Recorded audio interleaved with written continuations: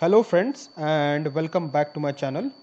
So this is a very important video because here I will be showing you all the different criteria which NATI evaluators look into while deducting marks or while assigning you whether you have cleared the exam or you failed to do so. So this video is very important in order to understand like what is the evaluation criteria for them, what aspects do they look into, and what things you need to take care of so that you don't end up losing a lot of marks and hence not able to clear the exam. So it is a very important video. I will request each and everyone to go through this and go through this multiple times because you need to understand like where you can lose marks, because then only you will have a better view of how you can improve and how you can avoid getting deducted for this kind of criteria. So let's begin the video. So first we are going to look into some terminologies which are mentioned for the marks deduction criteria so that you understand it in a better way. Okay, so many people are not aware of what is a register. It is one of the criteria which NATI evaluators follow in order to determine whether you have used appropriate registers or not. So now let's find out what is a register. The way a speaker uses language differently in different circumstances. So from here we understand that basically they are speaking about the context or the way we speak language, because it may happen that we might be talking to a friend, so the way I'll be speaking to a friend will be different than the way I'll be speaking to a government officer or a police officer. Okay, with a friend it will be informal, but with a police officer or with a government officer it will be very formal. So now let's look into, so it actually depends upon the words you choose, the vocabulary, your tone, what is the tone that you are implying or what is the tone that you are using, what is your tone of voice. Okay, and also your body language.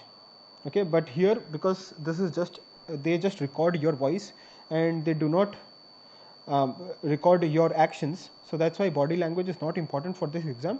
But generally these are the three criteria which is used to define a register: vocabulary, tone, and body language. Now it is like how you behave or speak very differently when you chat with a friend than you would at a formal dinner party or during a job interview. So the way you speak, as I told you, it will be very different. Okay, behave, because behave means your body language.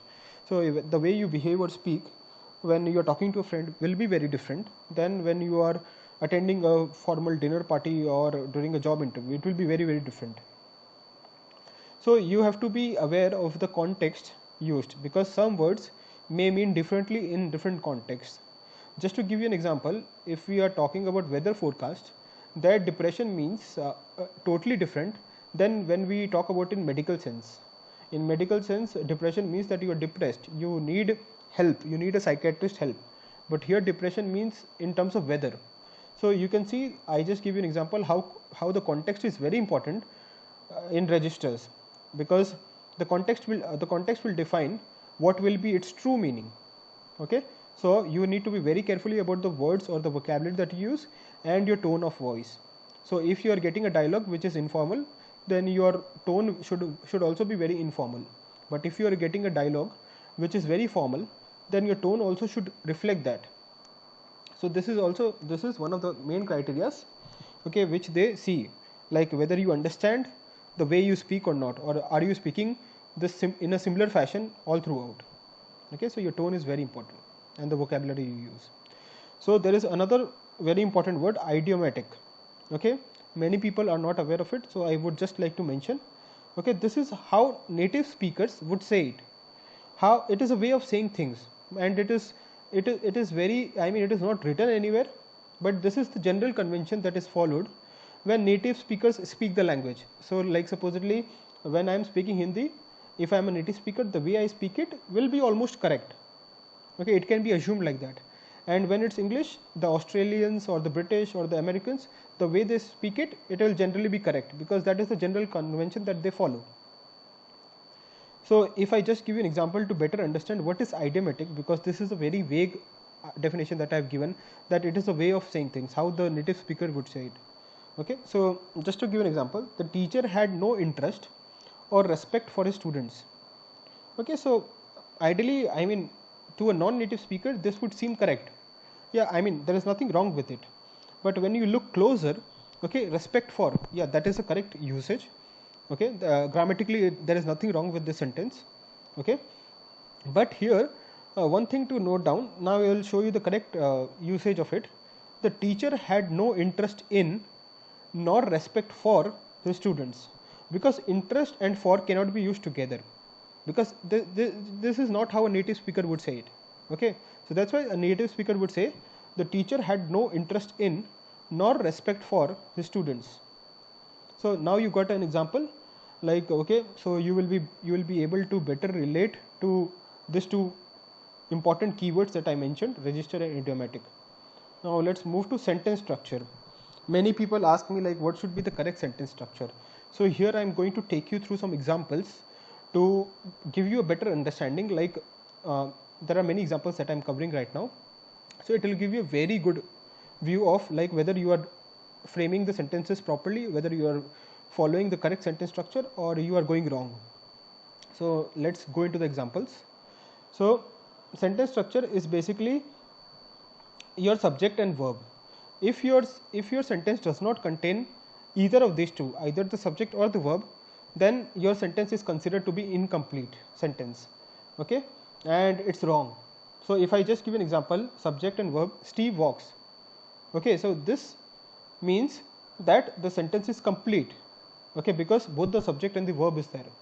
Now subject, in addition to subject and verb, there can also be an object. Okay, like she is playing football.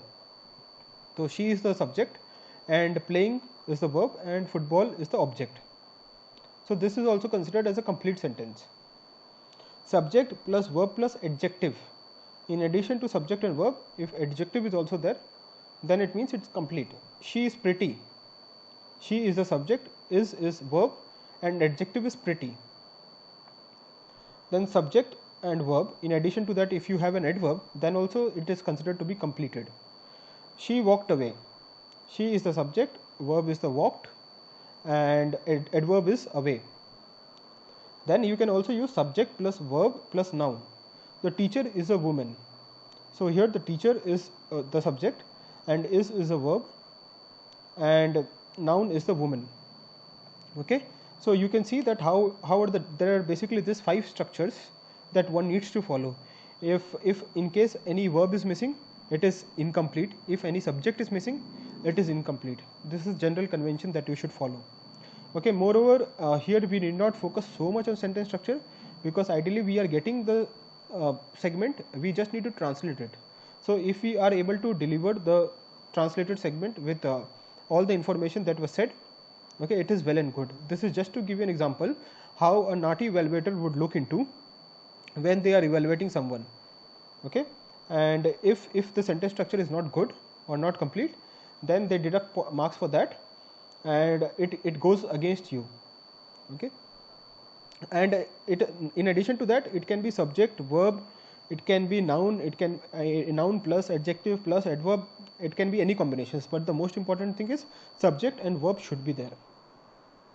Now let's look into some grammatical errors which many people commits. So we are going to have a look here at many grammatical errors and what is wrong about it and how you can correct it. Because we are not native speakers of English language, so we might be committing many mistakes. Here I would just like to showcase few of the general mistakes that people make and how you can keep in mind that you also don't make the same. So let's look at the examples. She married with a doctor. She is married with a doctor, which is actually wrong. It should be she is married to a doctor. Okay, so you need to think about it that okay, married with is wrong. It should be married to. Although it was raining, but we played football.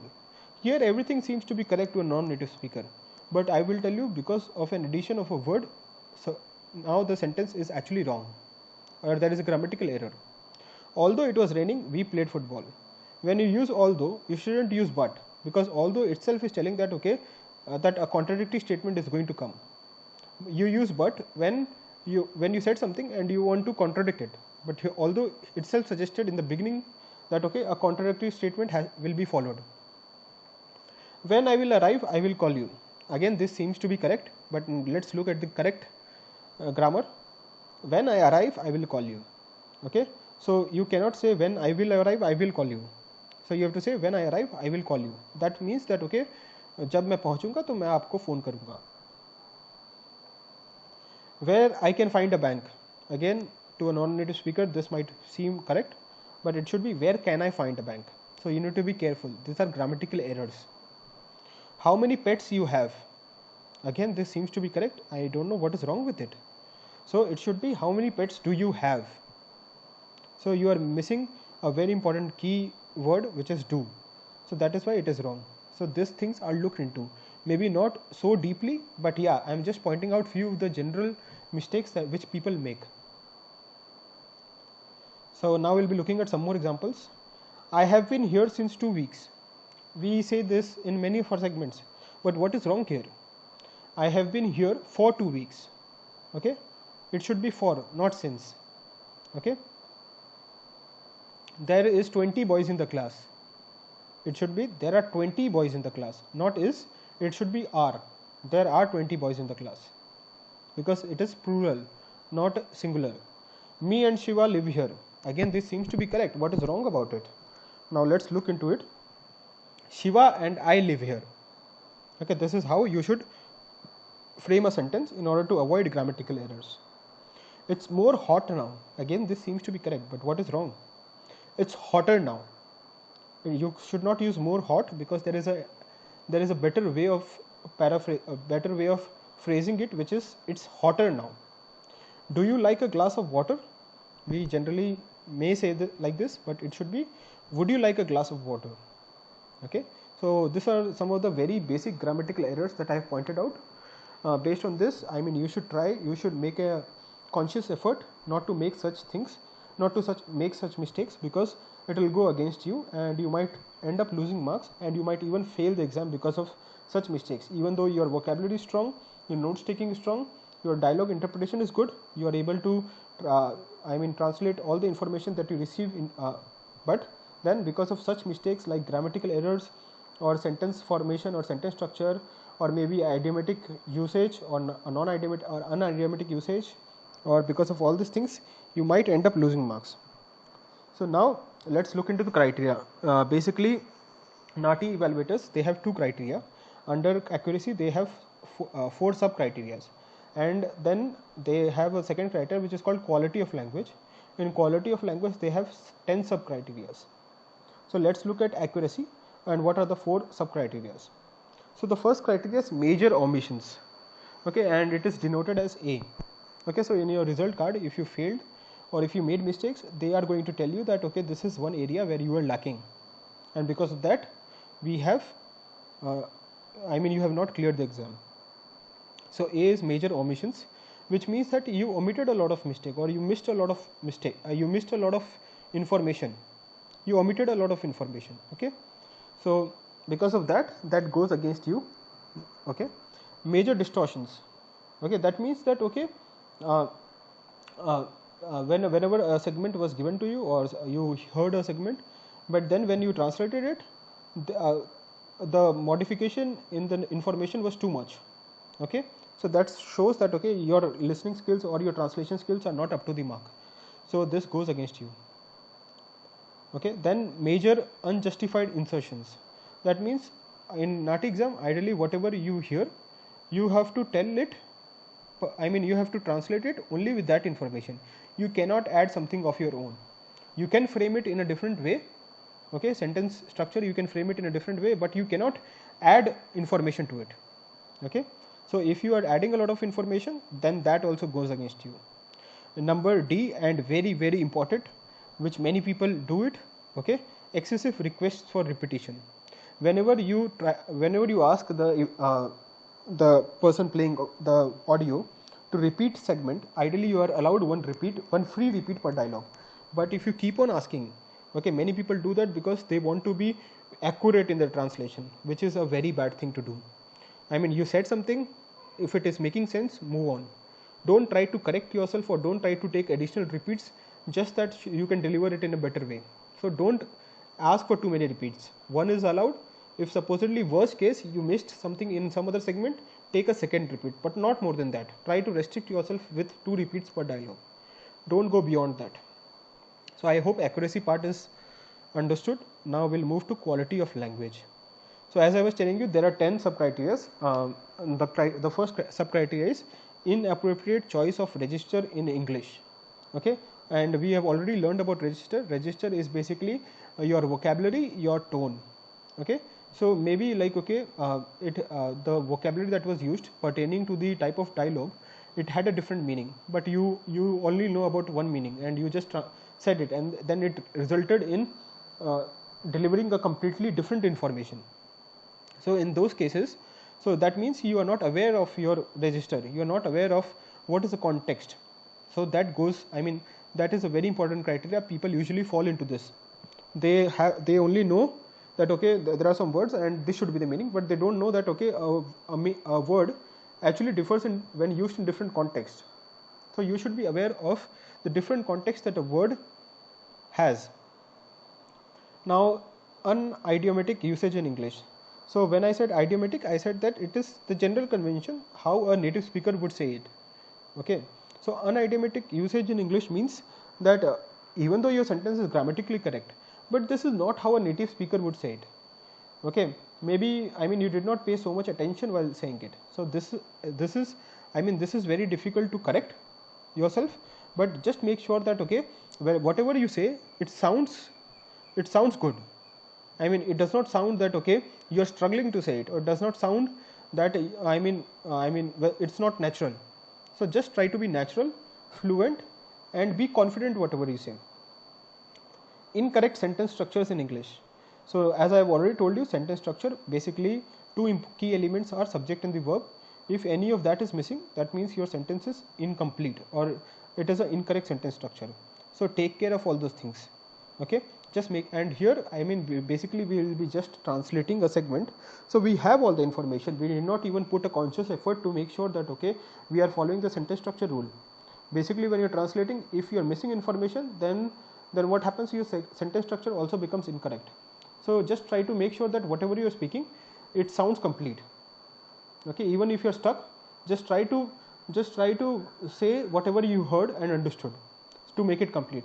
Don't try to just translate incorrect or not completed segment, not completed sentences, then that will go against you. Then the fourth sub criteria is grammatical errors. As I pointed out, there are a lot of grammatical things which needs to take care of, and it will basically happen with the more you practice. So you will come to know that okay, initially what happens is, because we are not native speakers of English, our grammar might not be so strong, but we have to make a conscious effort that the grammatical errors are not, that major grammatical errors are not made. All of these things they only look into the major ones. They don't look into the smaller mistakes, because they also understand that okay, people might make smaller mistakes, but if you are making major ones, then they take a note of it, and then that becomes a deciding factor for them to whether to allow you that, whether to tell you that you have cleared the exam or you have failed it. So don't make huge grammatical errors. Okay. So unsatisfactory pronunciation in English. Okay, this happens when people have a lot of local language influence. This happens in other language also, and also in English. With English it is more prevalent. Okay, and if you are not pronouncing words properly, then it is a very bad thing. So mostly people, I told that first thing that is a hindrance here is your local language. Some people have very strong influence of local language, okay, which they should try to keep it to a minimum. And also open your mouth when you speak, and if you speak an optimal pace or a slightly slower pace than your usual, then you will be able to pronounce words properly.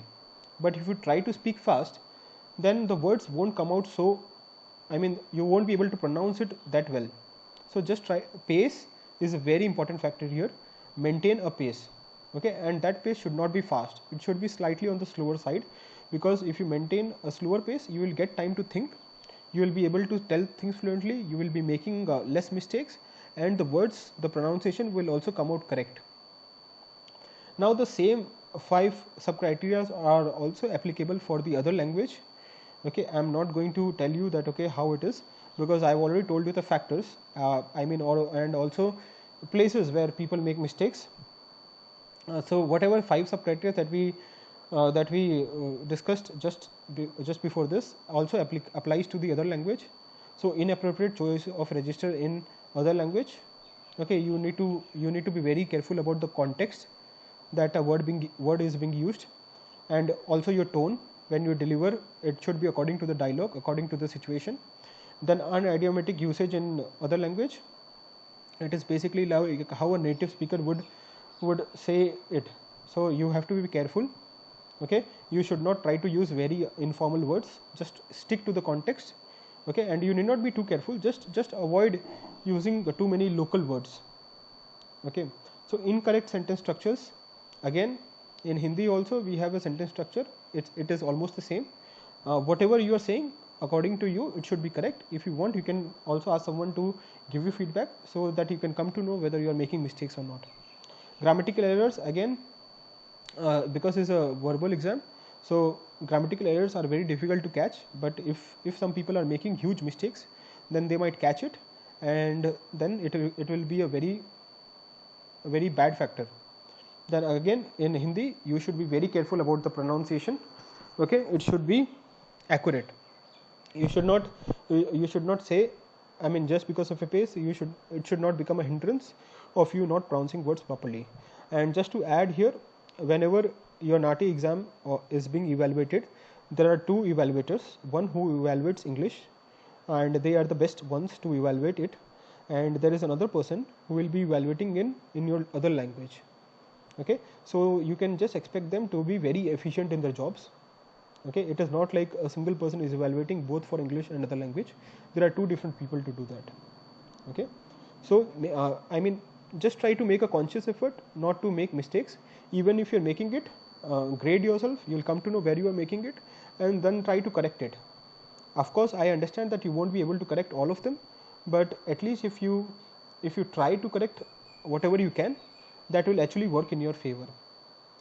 So with this, I am ending the video. Thank you so much for watching this. I hope that it will give you a very good idea as to what things you need to take care of in the real exam, and how you can incorporate those things and avoid making such mistakes while practicing dialogues. Kindly like the content, subscribe to my channel, and also share these videos with other NATI aspirants. Also press on the bell icon so that you do not miss any notifications. And have a nice day. Bye bye.